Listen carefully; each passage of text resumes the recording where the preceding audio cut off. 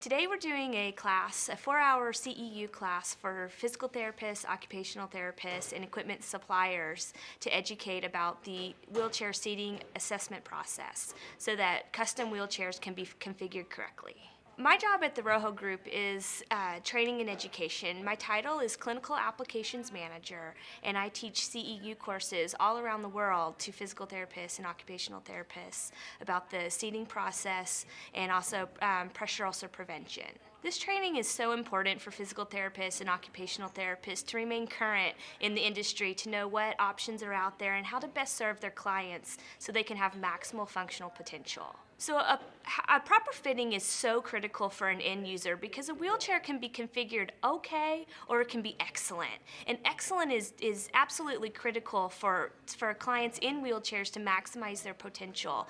If a wheelchair is not set up properly, they put themselves at risk for pressure ulcers, from poor posture, from upper extremity overuse syndromes, from having their wheelchair set up incorrectly because they're pushing inefficiently. An example of a success story would be if a physical therapist is newly graduated maybe and is starting to see clients in wheelchairs and they have never learned how to properly assess the wheelchair or for the wheelchair, and the therapist will call me back and say, "Trisha, it worked. It was a great success. This is what I did and we had this outcome and this client is living to their full potential." If someone was interested in receiving training on the seating process from the RoHo Group, they could just contact us through the website at www.therohogroup.com. We have a training and education section on the website and all the information is there. The RoHo Group is really considered shape-fitting technology. So it's really seating systems, mattress systems to redistribute pressures, offload the forces to keep people from having pressure sores and those type of issues. When we look at seating and positioning, you really want to look for a certified person that helps to position that person in the chair, because if we don't get them set up correctly, then we run into long-term issues, skin problems being one of them. But get online, look for your ATPs, your people that are specialized in seating and positioning, and make sure that you're fit not only for a proper cushion, a good RoHo type cushion, but also make sure the chair fits you correctly, and that again, you can continue to function in life as productive as possible. I think that's an important thing to have. Well, there's several reasons. One is health benefits, of course. We don't want to have pressure sores because they can lead to infections and sepsis and even death if we don't protect the skin and the tissue for people that have to spend time in chairs or in bed. So that's the major factor.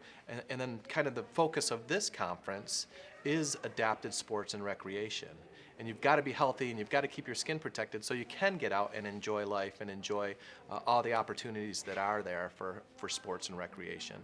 I think it's life in general. It's important for everybody. We want to get out and enjoy life, fishing, hunting, camping, skiing, whatever your passion in life is, you want to keep doing that. So if we can make some adaptations with equipment, with instruction to get people back out and enjoying the things that everybody enjoys anyways, then that's really what it's all about.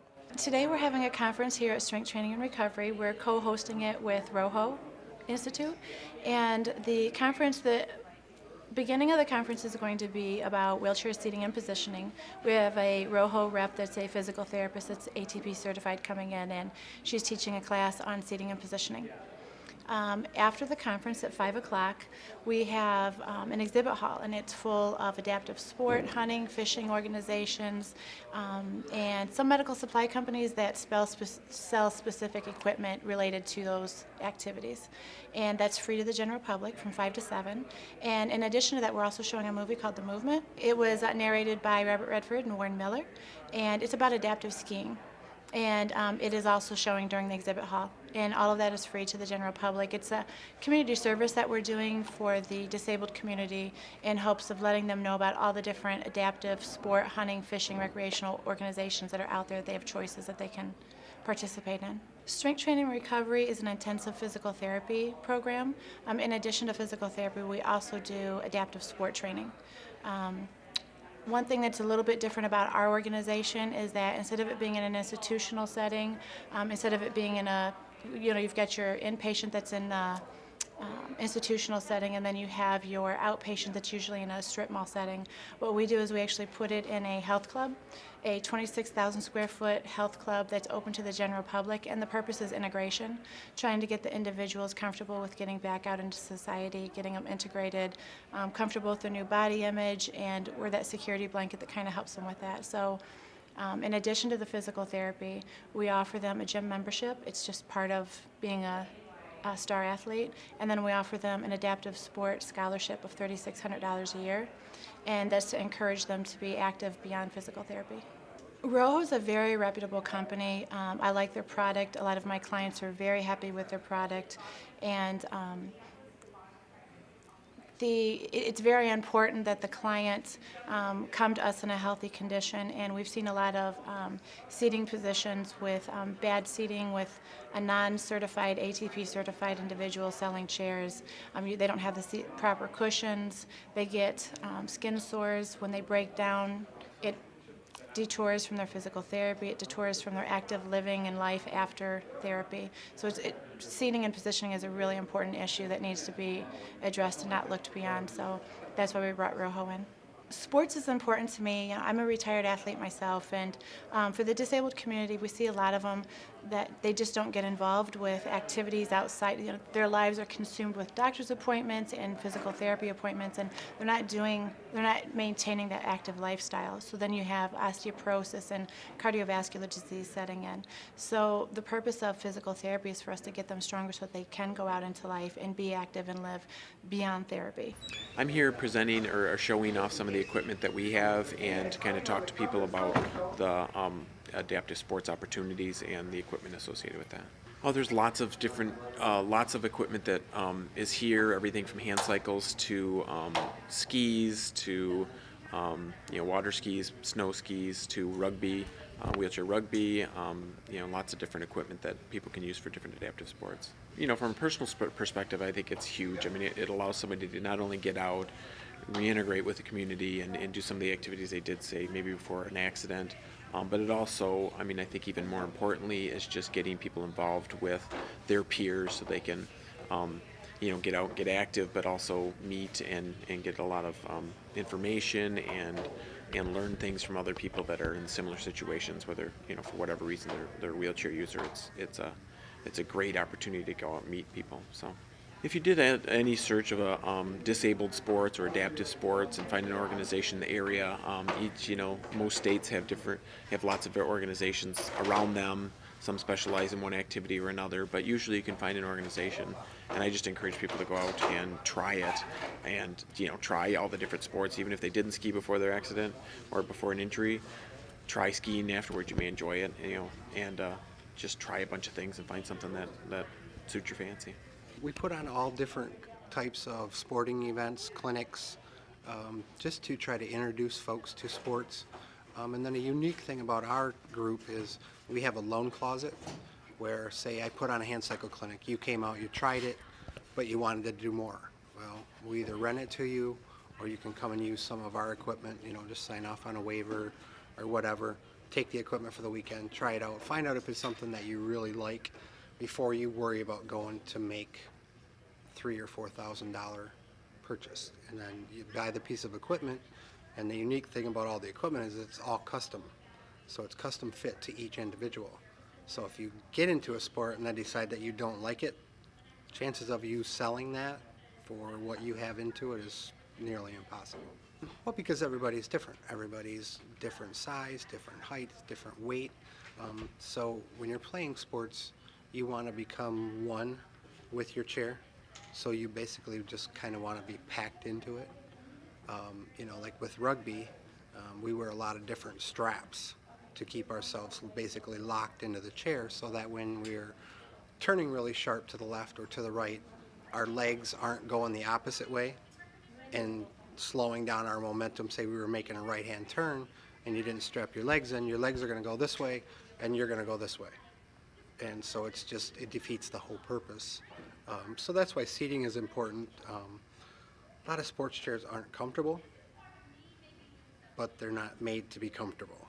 They're made to be functional for what sport you're playing in. Well, if you were, say you're from Colorado and you're coming to Michigan and you want to know about adaptive sports programs, you can go onto the U.S. Paralympic website and do a search in the state, and they will list where Paralympic sport group clubs are. To the best of my knowledge, there's 3 in the state of Michigan, 1 up north and then 2 further down south. But that's a way for you to get tied into the programs. And once you come to our organization, you can either do it recreationally, you can do it competitively, and if you think that you want to take it all the way to the U.S. Paralympics, we are a U.S. Paralympic support club. We do a major event. A perfect example for you is an event called Thunder in the Valley Games. It's track and field, archery, air rifle, swimming, powerlifting, hand cycling, and table tennis over a 4-day period, all for people with physical disabilities. Now, we've had a couple folks that have came out to our event and have put up the numbers that are needed to be recognized by the U.S. Paralympics, and those folks have went on to be part of the team. And in fact, they both came home with medals after they were in Guadalajara. So we had one girl who's been doing it for years, but because we are IPC sanctioned, her numbers and her records were noticed, which got her the invitation to go to the Paralympic tryouts to eventually win a silver medal in the world's competition. My personal experience getting involved in wheelchair rugby changed my entire life. I was 13 years into my injury before I got introduced to sports. And it's literally changed my life. It's kept me as healthy as I am. It's kept the weight down. It's taken me all over the United States. It's taken me to South America, over to Bogota, Colombia, which I would have never done had I not gotten hurt. But getting out and traveling around the United States, and I heard Nick mention it earlier, when you're with 200 people that are all in the same boat as you are, that's where you learn. You know, you learn what works, or, you know, get talking with someone and say, hey, you know, I'm kind of struggling with this, and they say, hey, well, this is what I do.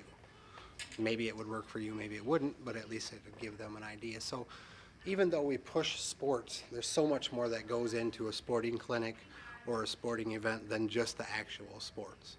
You got the camaraderie, you got the socialization, you got the fact that, okay, I'm not alone, I'm not the only person.